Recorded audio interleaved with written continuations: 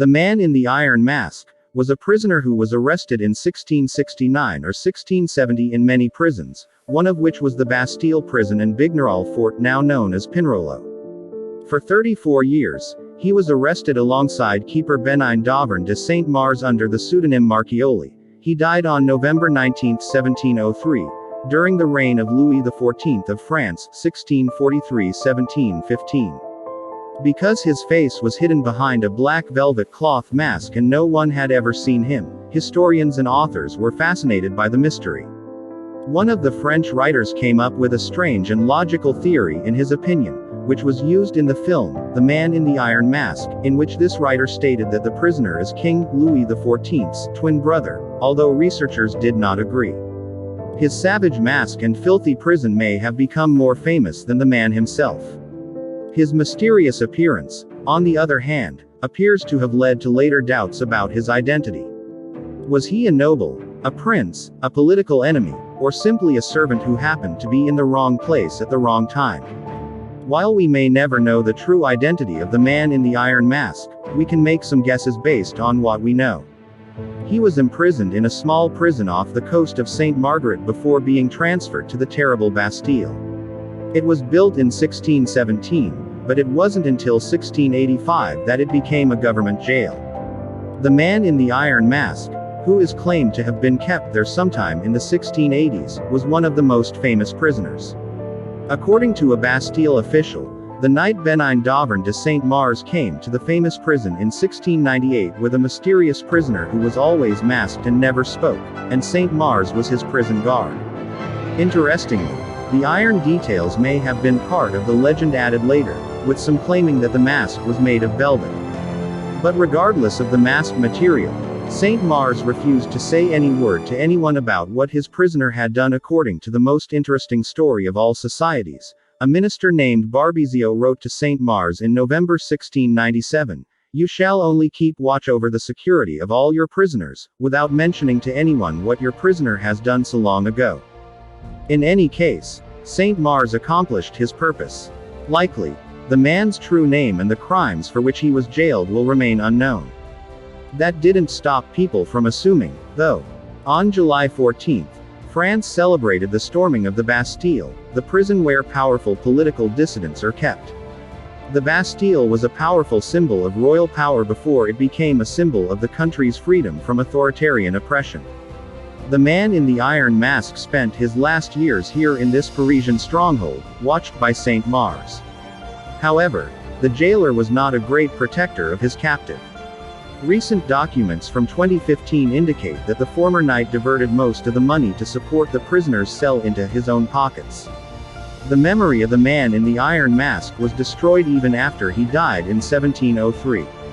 At sunrise, his clothing was burned, and his prison was cleaned and bleached to remove any evidence of his identity he may have left behind. The French bureaucracy worked hard to keep the true tale of the Man in the Iron Mask hidden from the public eye. It didn't take long for theories to surface, though. So, who was this mysterious Man in the Iron Mask? Hundreds of theories have been proposed over the centuries, varying from reasonable to nonsensical. Historians believe Ercole Mattiol and Eustache Dugar are the most likely candidates for the Iron Mask's identity. The first was an Italian count who betrayed Louis XIV on political grounds in the 1770s. His surname was almost identical to the nickname given to the Man in the Iron Mask, Marchioli. Furthermore, the famous prisoner was alleged to be an Italian nobleman by the successors of Louis XIV, Louis XV, and Louis XVI. It's no surprise that Mattiol was a potential option. That said, however, Matthews died in 1694, several years before the Man in the Iron Mask. As a result, many experts believe Dogger is the most likely candidate. In 1669, Dogger was arrested for unknown reasons. Some say the servant was involved in political controversy, while others say he was not a servant. He's also been described as a crooked businessman and even a hopeless murderer. Dogger was imprisoned in different forts, regardless of his previous occupation. He was once brought between prisons on a covered chair so that passers-by couldn't see his face. When he was originally arrested, the jailers were told to threaten him with death if he spoke anything but what he needed. Voltaire, an intellectual philosopher, proposed a different theory, claiming that the prisoner was Louis XIV's brother. The mask was also made of iron, according to Voltaire, who described it as follows.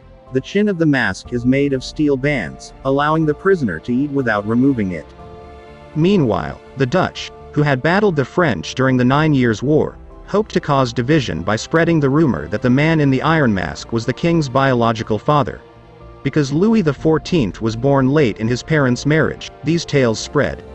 This was enough to mislead some people that his mother had taken a lover to provide France with an heir. This aimed to disgrace the king's mother while also exposing her son as an illegal son and so an illegitimate king. Another rumor indicated that it was not Louis XIV's father behind the iron mask, but instead his illegitimate son, Louis de Bourbon.